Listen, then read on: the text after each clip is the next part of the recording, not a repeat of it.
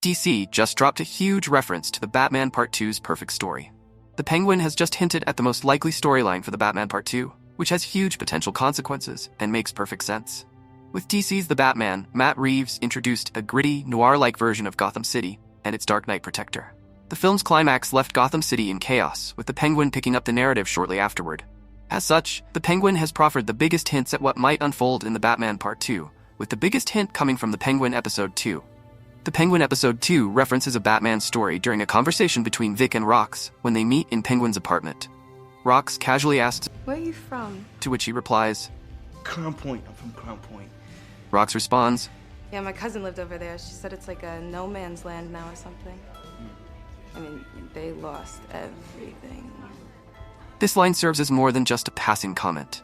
It directly confirms that parts of Gotham City are still ravaged by the flood caused by the Riddler in the Batman. The fact that Crown Point, a district of Gotham, is referred to as a no man's land implies that sections of the city have become lawless and abandoned. The damage to Gotham's infrastructure has left certain areas uninhabitable, with civilians struggling to survive. This references a classic Batman storyline, Batman, No Man's Land.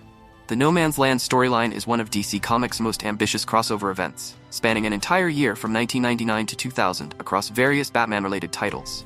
The story begins with Gotham City being hit by a devastating earthquake. The US government declares Gotham a disaster zone and subsequently cuts it off from the rest of the country, declaring it No Man's Land.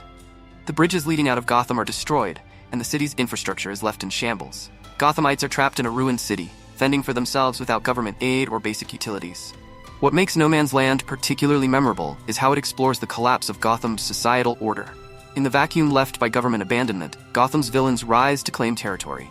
Penguin, Two-Face, Poison Ivy, and many others carve out their own domains within the broken city, turning Gotham into a battleground for control. Each faction operates its own version of the law, while the city's remaining citizens form gangs for protection or try to survive in the cracks between criminal rule. Crucially, Batman is absent for much of the early part of the story. Having disappeared after the earthquake, Bruce Wayne initially believes Gotham cannot be saved. It's only after several months that he returns, having had a change of heart. When Batman finally re-emerges, he finds a city in chaos and begins his campaign to take back Gotham, slowly re-establishing order alongside his allies. The Penguin series further confirms this setup by showing how Gotham has yet to recover from the flood. Crime is on the rise, and different criminal factions are beginning to assert control, with Oz Cobb, Penguin, positioning himself as a new kingpin in the power vacuum left by Carmine Falcone's death. In The Penguin, Batman is notably absent, suggesting that he may be missing or lying low. The Batman Part 2 may see a version of Batman who has distanced himself from the city, similar to how he disappears during the early parts of No Man's Land in the comics. As The Penguin unfolds, it seems increasingly likely that elements of No Man's Land will be adapted, with Gotham's recovery serving as the backdrop for Batman's internal struggles in the Batman Part 2. What do you think about this theory? Share your thoughts in the comments. Also subscribe to our channel for such Cinetorque gossips.